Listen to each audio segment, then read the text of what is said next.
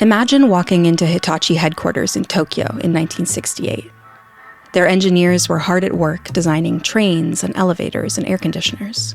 You could tour the whole place and probably have no idea they were about to launch a sex toy that would change the course of history. Of course, they weren't thinking of the magic wand as a sex toy, they were thinking of it as a body massager, but we'll get into that. I'm Kate Sloan, and this is Making Magic, How the Magic Wand Became the World's Most Famous Vibrator.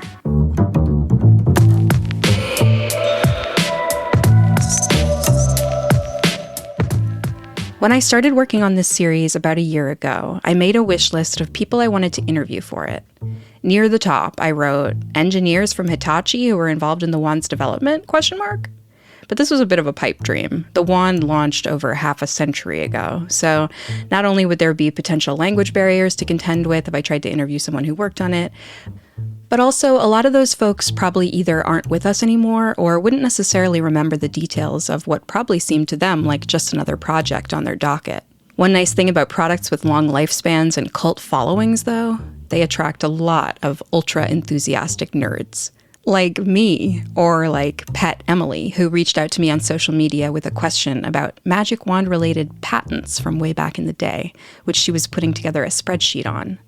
I didn't know much about that side of things at the time, but I knew enough to note down Emily's name and reach out when I was ready to learn more about the development of the magic wand.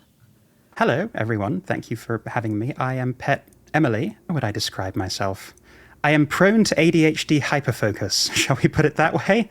That's kind of how I got involved in the world of the magic wand. I am a trans girl, she, her, they, them. I am English by birth, which means that I might sound a little pompous, but I swear I'm just English, although it's a distinction without a difference in many cases.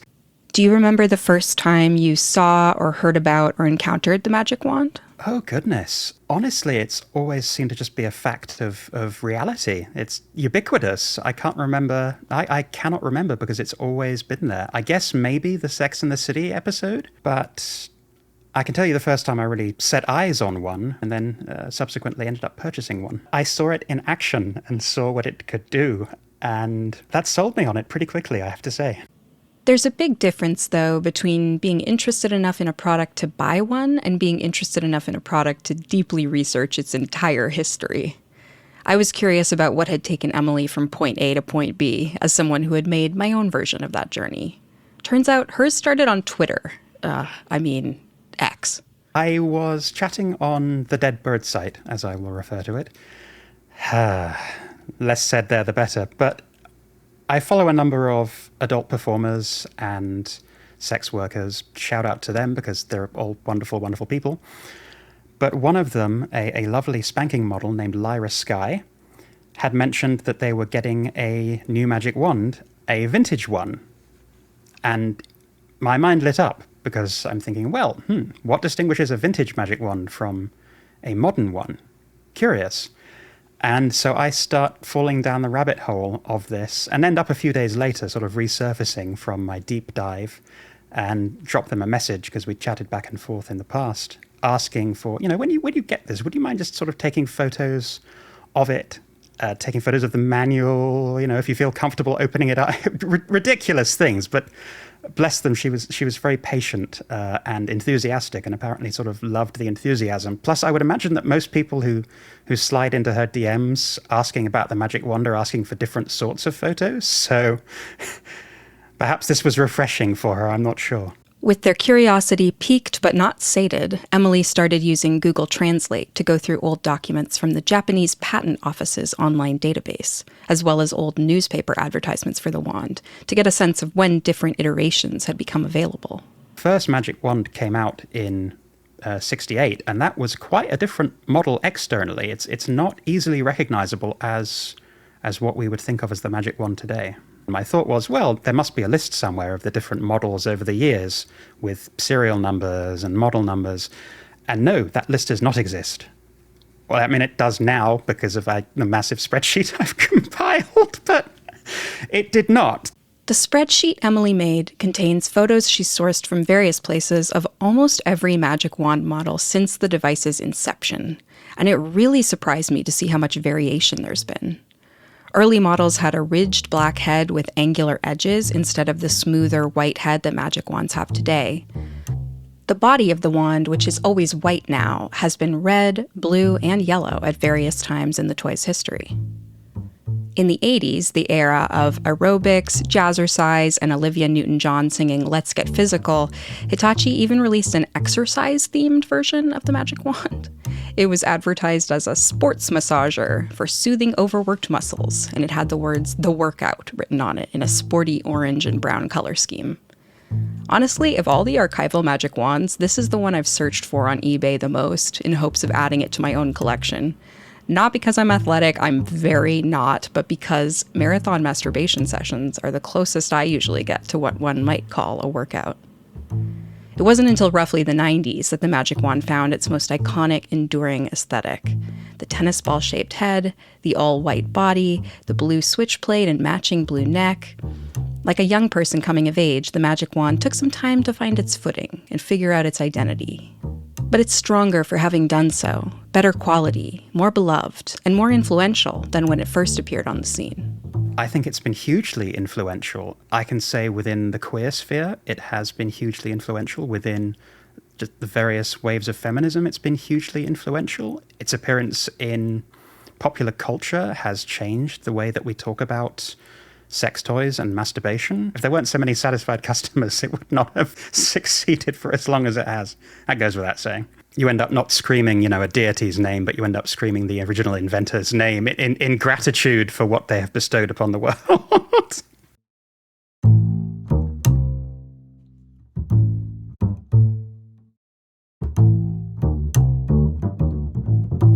But speaking of its original inventors, a lot of people still refer to the wand by its full original name, the Hitachi Magic Wand, or even just the Hitachi. But the name Hitachi actually hasn't been on the product for several years now, despite the fact that it's still technically made by Hitachi. To understand what happened there, we need to meet the folks who run Vibratex, the current distributors of the Magic Wand. My name is Shay Martin, and I am the owner of Vibratex Magic Wand. My name is Dan Martin. My title is pretty much general manager of Vibratex. I'm Ken Herskovitz. I am the CEO of Vibratex, and we are the company responsible for bringing the Magic Wand to market. Vibratex is a sex toy manufacturer based in California that's been around since the 80s, so almost as long as the Magic Wand, actually. It's a family business. Shay Martin's parents founded it, so she was always aware of and unfazed by their ventures while she was growing up, including the fact that they ran a bunch of sex shops that had old-school video booths for watching porn movies in. My parents never hid it from me. My dad had stores, retail stores. I remember my mom and I guess they would go get the quarters out of the video booths and bring them back to the house. And then my mom and I would count the quarters on a quarter machine. That was our job, I didn't really know where these quarters came from at the time. I just knew, from Daddy's store. In high school, I remember when we had driver's ed and driving down the street, and I remember pointing, and there was the instructor and a couple of their students in the car. I remember pointing, "Where's my dad's store?" And I didn't think anything of it. And so the instructor looks at me, he's like, "What?" And the kids are like, "Whoa." And I was like, it didn't even dawn on me that this was an unusual thing. Here's Shay's husband, Dan Martin, who joined Vibratex after he and Shay got together. I was a pretty sheltered kid, and I met Shay. I was just turned 22 on my birthday, actually, and she was 19. And I remember it was a summer break, and we went up to the Bay Area. So we went into one of the stores, and of course, I had the giggles. That first time walking in, I was like, "Oh my God, what is this?" Almost embarrassing, all the classic shame and all that. But, I was in love, and I trusted Shay, and she just was like another day in the park, walk in the park for her. And I'm like, okay, hold my hand. Prior to their involvement with the Magic Wand, Vibratex's most famous product by far was the Rabbit Habit, a dual stimulation vibrator, meaning that it targets both internal and external erogenous zones at the same time. The original Rabbit Habit, the one made by Vibratex, had distinctive bunny ears that could flutter against the clitoris, plus an internal arm with a rotating beaded texture to stimulate the G-spot. Here's Vibratex's current CEO, Ken Herskovitz. Vibratex brought the rabbit habit, obviously, to market when it was the first dual stim product to come out, and named the rabbit because Shay was born in the year of the rabbit, right? And her mom, that's what her mom called it. And it suddenly became this ubiquitous name for the category. There's so many things that are dual action now that are called rabbit vibrators, even though nothing looks like a rabbit anymore. It's true. Still to this day, most sex shops have a whole rabbit vibrators section. As with Kleenex, Band-Aid, Jell-O, and Jacuzzi, sometimes a specific product or brand is so iconic that its name becomes synonymous with its entire category. That ended up happening with the Magic Wand, too. Many experts I spoke to believe that wand vibrators as a whole are only named that because of the Magic Wand. In fact, some brands use in their marketing, they'll say, check out our Magic Wand, and they will use Magic Wand generically to describe their own product, which is very, it's kind of a pat on our back, and it's also kind of a slap in the face at the same time. The Magic Wand was a different sort of venture entirely for Vibratex. They didn't popularize it themselves the way they did with the Rabbit, but rather they took over control of the Magic Wand brand through building a relationship with Hitachi. It all started around the year 2000, when the American distributor of the Magic Wand at the time was no longer receiving inventory, and no one seemed to know why. And so a lot of the companies, the retail companies, were reaching out to us, asking us, like, hey, do you have any way of acquiring the Magic Wand? And we's like, we don't, but we'll look into it. Sex toy historian Hallie Lieberman remembers the panic among Magic Wand diehards around that time. Suddenly, no one could get the Magic Wand. And I think at that point, that's when people realized how popular this toy was. That's when, the mainstream world did. People were selling them for $300 on eBay. I mean, you couldn't get them in the US. So it was this, Magic Wand disaster because people who wanted them couldn't get it. We contacted Hitachi and we asked them, I said, hey, we see that the Magic Wand is no longer available in the United States. Is this a manufacturing issue, or are you looking for a new distributor? Because if so, we would love to be the distributor for the Magic Wand. And they replied to us that, yes, at the moment it was not available because the old distributor that they had, I think, the business relationship had kind of fallen through, and they decided to no longer go with that distributor. But they said that they were in negotiations with a new distributor who wanted to carry their small appliance line, the rice cookers, fans, small appliances, and the Magic Wand. And so we said, all right, well, keep us in mind if you reconsider. So, months go by, and so finally, we came up with this great idea of they're going through this process with this new distributor, and it sounds like they're still in negotiations because there's nothing here yet. Maybe they still have inventory in Japan that they want to get rid of. It's just sitting there, in their factory. So we reached out to Hitachi and said, hey, if you've got some inventory of the Magic Wands, maybe we can do a one-time deal. We'll pay you up front. And you just ship us whatever you have, and we'll just do a one-time sale. And they said, well, that's a great idea. We do have inventory. And that was the right choice. They, ended the vibrator shortage, the Magic Wand shortage. We got the shipment, and while the inventory was in transition on the boat, we had let, a lot of the retail people know that we had some Magic Wands coming in.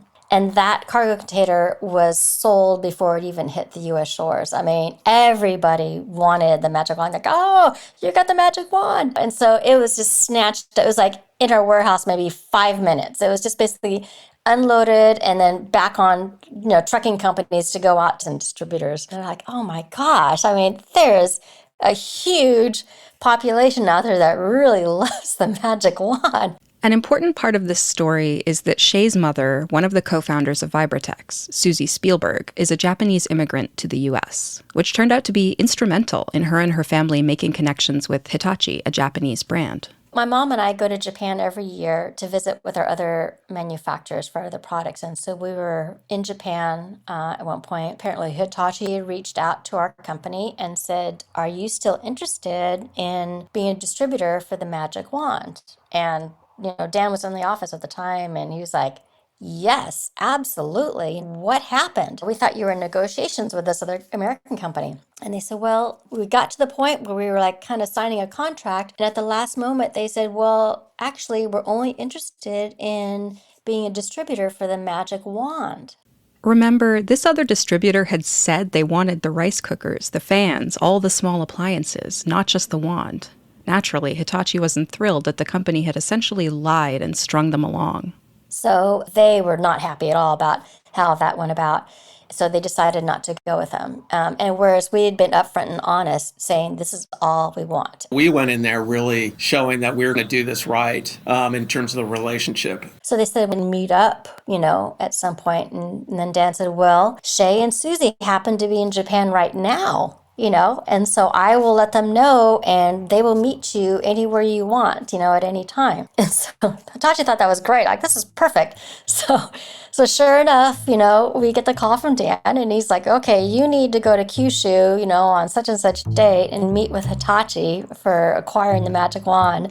And I was just like, what? How did this happen? So he told me like, okay, Mom. Like, we got to do this, Mom. So she's like, what? I'm like, come on, you can do this, Mom.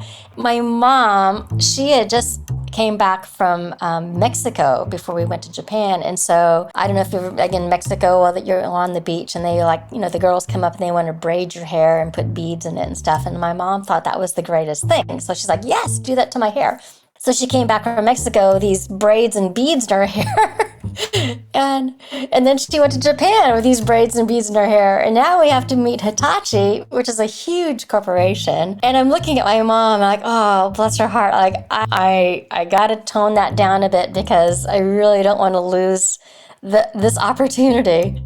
And so I told Mom, I was like, Mom, is it possible when we meet with Hitachi, do you mind just this one time, like putting a scarf on, and just kind of tucking the beads away, And she's like, okay, she didn't care. She's like, all right. The two of them flew over to Kyushu to meet with Hitachi at their factory. And here's this line of Japanese men in dark suits all in front. And as we drive up, they bow. And I'm like, oh my God, this is kind of intimidating. There was not one woman in sight.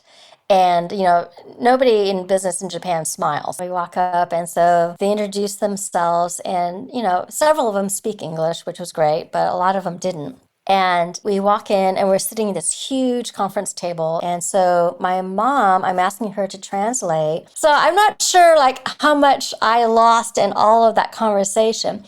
But what was working, they were all talking to her. And then, at one point I see some of the beads starting to fall out of her scarf as I'm casually just kind of reaching over and tucking them back in, while she's talking, And I'm like, oh my gosh, I have no idea how this is going. I mean, it's all up to my mom here. And so towards the end, they are smiling, she charmed them in some way.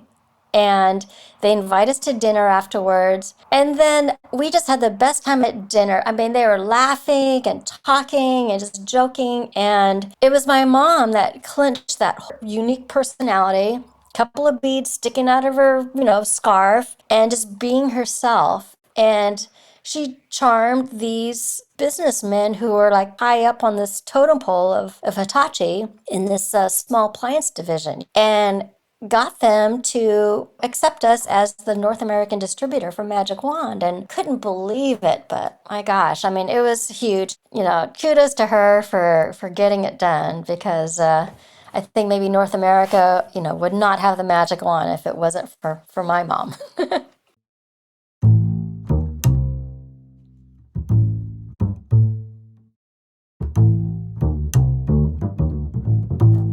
Then fast forward 12 years, Hitachi says they're going to stop making the magic wand. It's true. Hitachi almost pulled the plug on the magic wand altogether because they were uncomfortable with how their so-called body massager had become renowned worldwide as a sex toy. Here's Lynn Camella, the gender and sexuality studies professor and author of Vibrator Nation. I think on some level, executives in Japan at Hitachi headquarters always kind of knew that people weren't necessarily using their product to massage their back. But it was kind of this don't ask, don't tell scenario. Around 2012, as sex toys really were becoming increasingly mainstream, there were a couple of high-profile articles, according to my conversation with Dan, that named, the Hitachi magic wand in conversation with these other vibrators. And then the cat was out of the bag, right? Like there's no Pandora's box is open. There's no putting this back in. There's no hiding this. It's public, and it's public in a big way. And that's my understanding is when executives at Hitachi became really uncomfortable and wanted to discontinue making it. And again, you have Shay and Dan Martin to the rescue. They say, what are you, how could you stop making this magic wand? This is like the most iconic sex toy. That's not their exact words, but that was the vibe. And so Dan and I were struggling to wait a minute here. How can we remedy this? How can we still get the product from you, have a good business relationship with you, and save your face? They convinced Hitachi to keep making it by saying, look, if you're embarrassed, you're ashamed, just take Hitachi off of the name of the product and just call it the magic wand. They were happy and said, okay, we will manufacture this for you. You're going to take the Hitachi name off of all literature for it on the product itself, on the packaging, and we will continue doing business as usual. And so we agreed to that. We thought that was fantastic. The story about the rebranding is very much a story of Vibratex realizing how important this one product was to so many people and the need to keep it alive, the need to keep making it. It was an issue of we rebrand, and in the process of rebranding, we actually make this better. We kind of, tweak the motor, and we make some kind of, engineering improvements to the product because the product itself was getting a little old, in its design. It was mainly the original plug-in version of the wand that people were worried about, because that's the one that had been around for decades. I asked the folks at Vibratex what engineering changes were actually made to it, and they told me the internal circuitry was only updated to bring it into compliance with current safety standards for electrical devices. Quote, no changes have been made to the mechanical functions, performance, design, or the motor of the original since Hitachi upgraded to the current design. White tennis ball head, white body, blue neck, etc. They were going to share that story. They were going to be transparent about, why this was happening, and that rebranding it was an opportunity to ensure that this product continued to endure and continued to be available for new generations of vibrator users. But it goes to show how much shame there is associated, and this is recent history, 11 years ago, with a vibrator that Hitachi, this, multinational corporation, still feels so much shame that they'd be willing to lose money because they just don't want to be associated with a sex toy. But meanwhile, they're making nuclear reactors. You think that has less, stigma associated with it? Like, what? It's kind of nuts.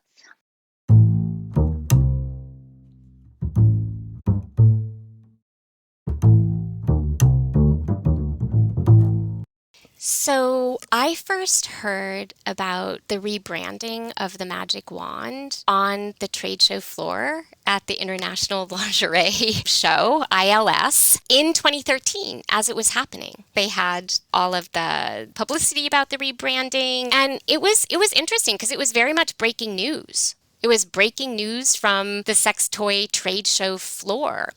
Vibratex actually tweeted it out, or there were tweets that were happening that, the name Hitachi would no longer be attached to the magic wand. And I remember tweeting out that and getting pushback. There were some angry people, some angry sex educators and, folks who I will not name, but they were just kind of basically saying oh, that's BS. It's always going to be the Hitachi to me, but without really understanding the larger context, right? So I think initially some folks thought that, it was really problematic, right? That this iconic vibrator was being stripped of part of its identity. I actually remember that exact day. I remember seeing Lynn's tweets and feeling concerned before I knew the full story. It was unsettling to think that this product, which had been so consistent and reliable for my entire lifetime, might change. It wasn't until I looked into it that I found out just how little was actually changed when Hitachi's name was removed. To us, it didn't seem like it was a huge change, but obviously for the Magic Wand community, it was. So you just go, you try and control the narrative by getting the truth out first and what's really going on, and hope people will actually do their research and find out, oh yeah, this is actually the exact same thing by the exact same people that make it. So this story is, it's a great campfire story, but it's not true about how it's, the scene has changed. Why would we do that? I hadn't really thought of it this way until I talked to Dan Martin about it. Changing the wand wouldn't just anger consumers, it would be bad for business. Or, as he put it, why would we do that, right? That's just like, talk about cutting off your proverbial dick, Jeez, you got this golden goose. Why do you want to, it just doesn't add up. That's a no-brainer. Don't fuck with it. Just keep carrying it to the people. Jeez. So, but what we've decided, it's like, okay, that item stays the same. It sells fantastically as it is. It works great and people love it. So instead of changing that, we have just upgrades, quote unquote, to that product come out in the form of additional models, right? So the rechargeable was the first one that came out, and that was a major change. I remember the launch of the rechargeable version vividly because it was the thing that completely changed my opinion on the wand when it came out in 2015. Previously, the Magic Wand had always had only 2 speeds, high and low, also known in my sex blogger communities as fuck and holy fuck, and both of them felt way too intense for me. But the rechargeable had those same 2 speeds plus 2 lower speeds, which made it much more approachable for a lot of people, myself included. They later also made smaller versions, the mini and the micro, which sacrificed a bit of power for portability. But for the most part, the wand has stayed pretty consistent over the decades it's been around. I think that those that are relatively new to either selling the product or being, understanding the product's reach, the first reaction is, oh my goodness, why don't you do a limited edition with this crazy color? It's going to sell like crazy. And they're probably right. It would probably sell very well. But I think we have a responsibility to the legacy of the brand to keep it the same, to keep it different flavors of the same dessert. We've got something here that's well made, it's well appreciated, so we're not deviating from that, I don't know, like my mom doing whatever she did to, get this account, to get Hitachi to believe in us and to take a chance on us. For some reason, that feeling makes me want to just keep this brand as relevant and as down to earth and honest as possible. My mom, she's the one that kind of made it happen in a way, and I just love that she kind of went outside the traditional, Japanese woman box and was her own self. So for me, she's very, very inspiring. And there's more and more women-owned companies out now, in this industry. But back then there wasn't at all, really. And she doesn't really realize, I think, like her impact on the brand, the company, Vibratex and the Magic Wand. But I try and remind her once in a while, and she's just like, "Oh, that's okay," So.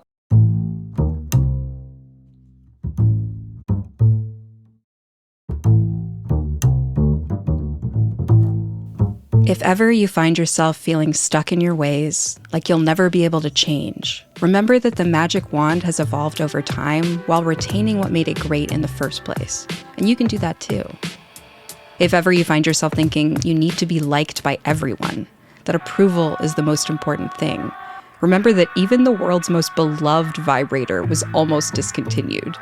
Haters are always going to hate, so you might as well just be who you are and live your own truth. Approval be damned. And whenever you find yourself thinking you can't make a real difference in the world because you're just one person, remember Shay's mom, Susie Spielberg, who met with Hitachi and charmed them so thoroughly that she saved the Magic Wand from extinction so that countless people can continue to enjoy it, hopefully for years to come. If that doesn't prove one person can make a difference, I don't know what does. Thanks for joining me for this Hitachi history lesson. Next episode, we'll get slightly more salacious because we'll be talking about porn. We'll chat with performers and directors about why the Magic Wand is such an iconic porn prop for everyone from queer independent creators to big budget studio stars. Until then, keep on making magic.